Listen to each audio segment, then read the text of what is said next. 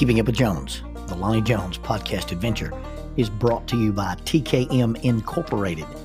This company, located in Moss, Tennessee, specializes in erosion control, hydroseeding, hydromulch, silt fence. They do minor excavation work, and they also provide traffic control and construction signs. Their mission is keeping people safe. Their passion is wishing that all men could be saved. TKM stands for The King's Men. If you'd like to contact The King's Men, you can contact them at 931-243-3958, 931-243-3958, or you may email them at tkminc2001@twlakes.net.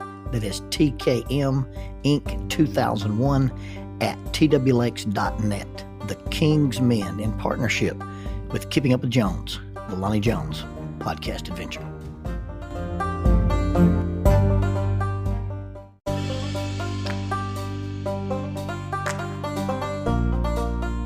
Keeping Up with Jones, the Lonnie Jones podcast adventure, is sponsored by SJ&L General Contractors. SJ&L General Contractors is licensed in both Alabama and Tennessee. This family-owned business provides mass grading, storm drainage, sewer and concrete improvement, asphalt paving, erosion control, demolition, and heavy hauling. If you're in need of any of these services, you can contact them at 931-433-4660. That is 931-433-4660. If you'd like to be employed by this family-owned company, 3 W's and a dot, sjnl.com, www.sjnl.com. I was reasonably sure that I would not find an alligator. I was actually dubious that we would even see any water. It had been hot, it had been dry, there had been no rain.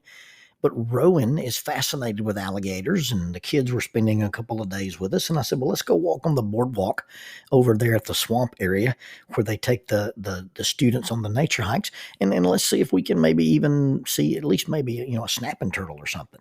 So we drive out on I-565, and we find the little county road exit, and we park at the gravel parking lot, and we start walking down the little gravel trail that turns into a wooden boardwalk, and we go walking out, and we walk a long way, and there's not any water.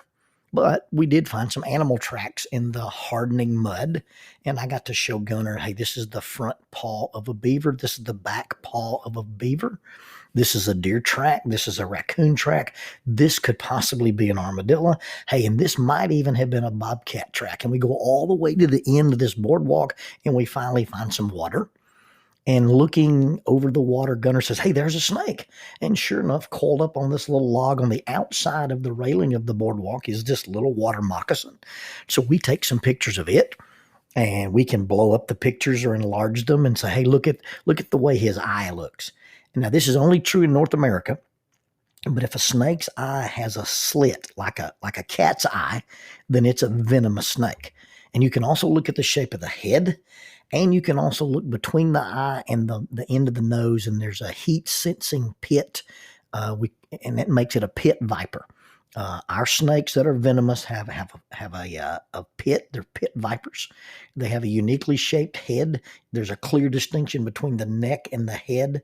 Hold your hand out with all your fingers straight, and your wrist and your hand, almost look like one unit. Make a fist with your hand, and you see that your fist is round and your wrist is small. Well, a venomous snake kind of has that configuration on his head. And so, there's some really cool lessons that we got to do with the grandkids. And so we talked about nature, and we talked about the water levels, and we talked about the seasonal dryness and the seasonal wetness, and of all the cool things that you get to talk about with your grandkids.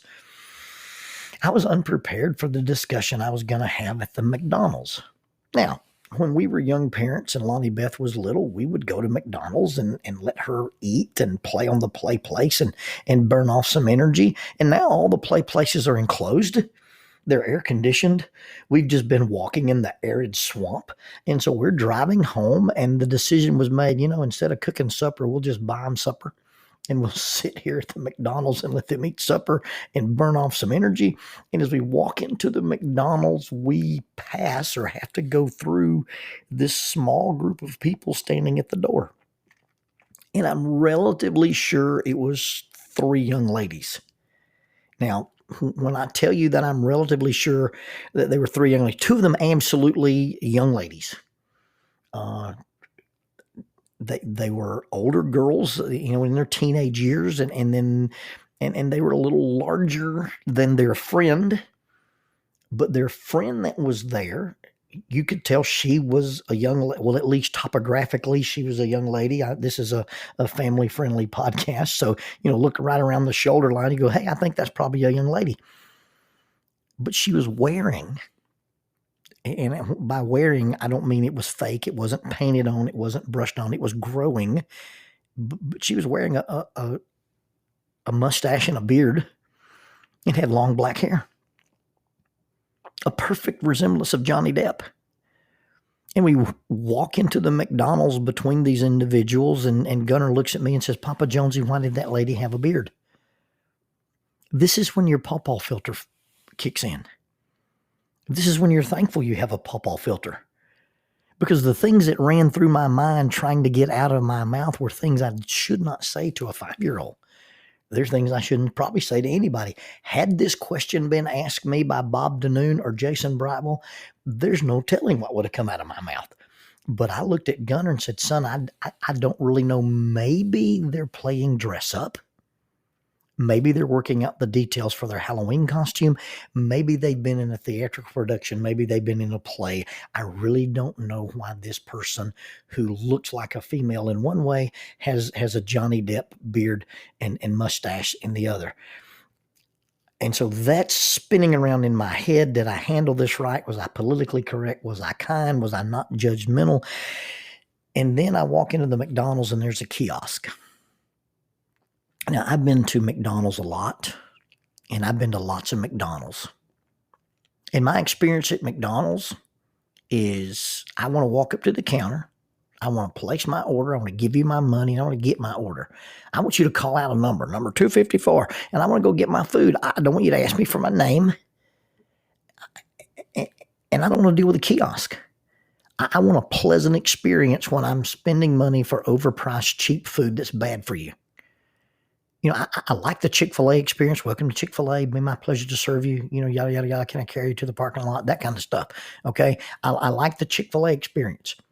I typically don't like the Taco Bell experience. I walked into Taco Bell one time. There was nobody in there but me and the people behind the counter. The young lady was on her phone and she was leaned up against the counter. She looked at me and said, yeah, what do you want? Well, somewhere between Chick-fil-A and Taco Bell, hey, welcome to McDonald's. May I take your order, please? But I want it to be a person. If somebody messes up my order, I want it to be somebody. I don't want it to be me. I don't want to get stuck on this machine. I don't want the machine to freeze up. I don't want the machine to ask me questions I don't know how to answer. I can't track my order. Gunnar is going to want a cheeseburger, but he's going to want a cheeseburger with cheese, meat, and ketchup only. I don't know how to do that on the silly kiosk. Yes, I'm that much of a senior citizen. I'm that much of a curmudgeon. I do not want to fool with this machine. So I bypass the machine and walk up to the counter. The young lady behind the counter looks at me like, oh boy, I've got an illiterate fool here who can't use the little silly machine. I said, can I just place my order here traditionally? She says, you can't place your order here unless you're going to pay in cash. Well, now the part of me that is tired and the part of me that is weary, the part of me that has a mean streak grins to myself. I said, well, yeah, I can pay in cash. I think about, now, do I really want to pay in cash? Then I look back and Johnny Depp and his entourage or her entourage is at the kiosk machine. I see the Pirate of the Caribbean with his mermaids. And I decide, I'm not going to stand in line behind this crowd and have to ask and answer more unfortunate questions for my grandson. So I go, you know what? Here's my order. She tells me my order is going to be exactly $20. Well, that makes me very happy. Exactly $20. I reach in my pocket, pull out my wallet, open my wallet, and the only thing I have in it's a $100 bill. Now, I don't walk around carrying mad stacks of Benjamins in my wallet. Somebody at my practice had paid for a session in cash, and I had not been to the bank, and I had this $100 bill. I knew I had cash, and so I hand this lady a $100 bill. Young lady behind the counter can't be more than 17 years old. She looks at me with panic in her eyes. What do I do with this? She steps away from the counter and gets one of her coworkers, and they're conferring over this $100 bill like I've handed them the Magna Carta or the lost pages of the book of Isaiah. And all of a sudden now there's a manager out here, and they're looking at this money, and the manager goes back to the office, and I'm standing here in line, and they're wasting all this time. And she finally comes out, and she puts my little marker on the counter, hey, put this on your table, bring your food. And she looks at this stack of money she has in her hands, and she counts it to herself, and she hands it to me, and no thank yous, no you're welcome, no niceties or anything else. And I walk to the table and put my little thing on the table, waiting for them to bring me my food.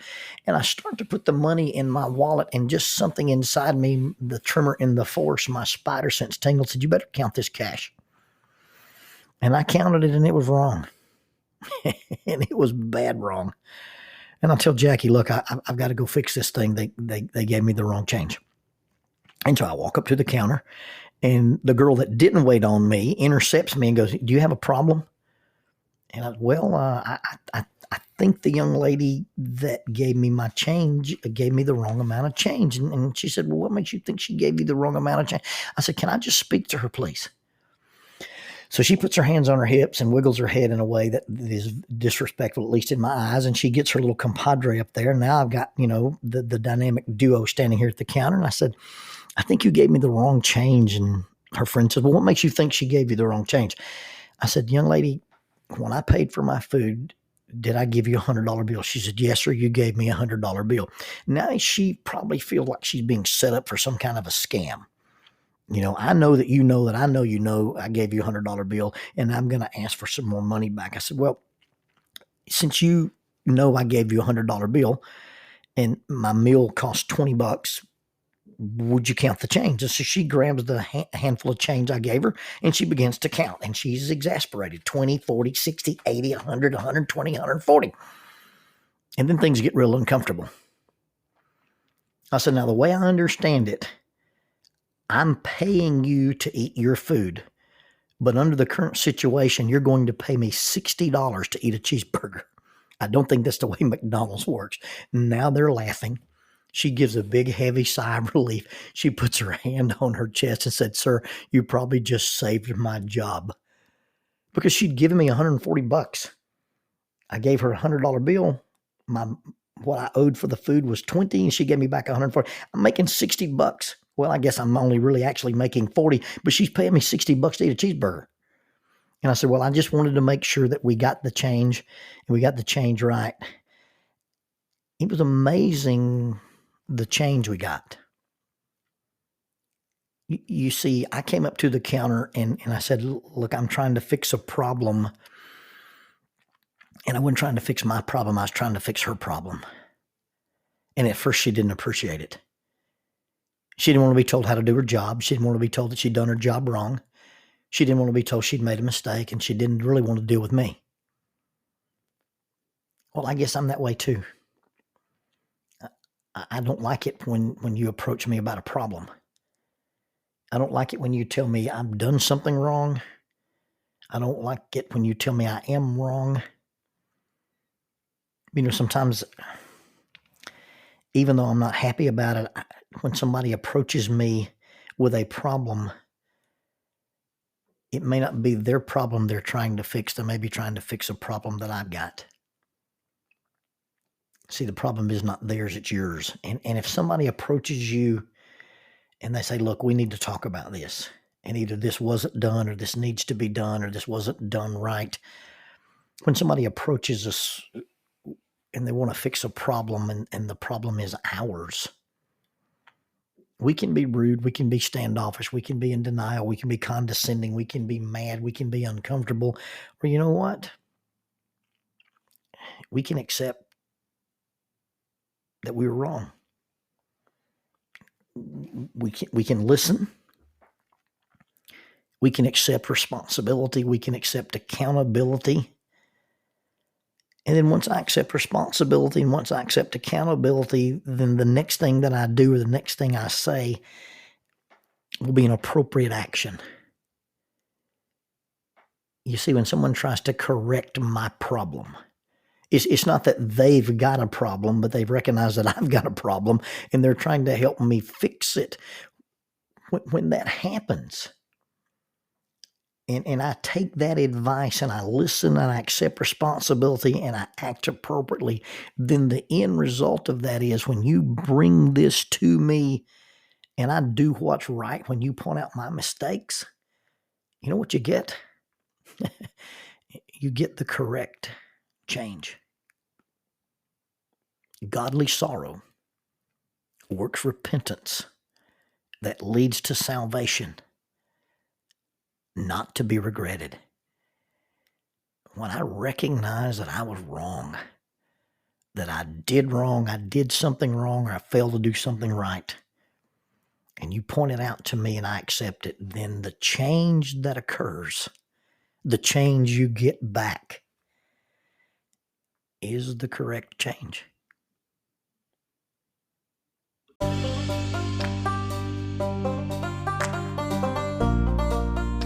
Keeping Up with Jones, the Lonnie Jones podcast adventure.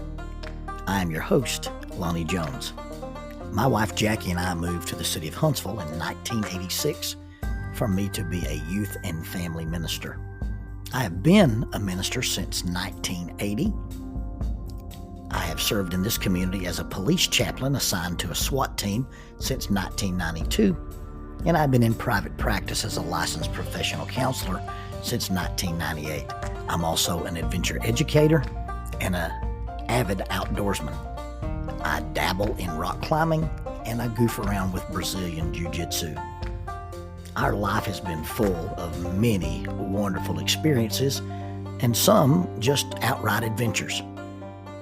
I used to write about those things in a little church bulletin article. So now instead of asking you to read those things, we're just going to talk about them in our podcast. And as we talk about them, we're going to talk about the facts. The facts lead to concepts, and the concepts lead to application. One caveat about the facts is, for the most part, we're going to tell you the facts just as they happened. But every now and then, we're going to tell you the way other people have told us they remember it happening, with a little bit of embellishment. It's all good, clean fun and for educational purposes. Thank you for listening, and we hope you enjoy Keeping Up with Jones.